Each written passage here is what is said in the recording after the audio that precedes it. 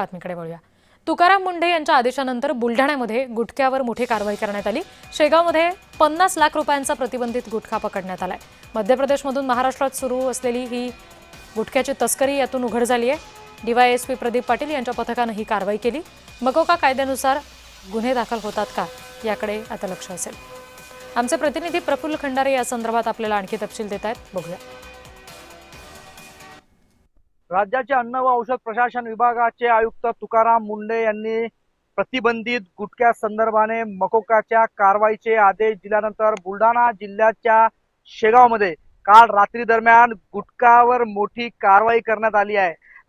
मध्य प्रदेश मधील बुरहानपूर मधून येणारा हा प्रतिबंधित गुटखा जो आहे तो शेगाव शहर पोलीस स्टेशनच्या हद्दीत वरवड ते शेगाव रोड दरम्यान डीवायएसपी प्रदीप पाटील यांच्या पथकाने पकडलाय। तब्बल 50 लाख रुपये किमतीचा गुटखा आणि 20 लाख रुपये किमतीचा हे कंटेनर पोलिसांनी जप्त केलाय।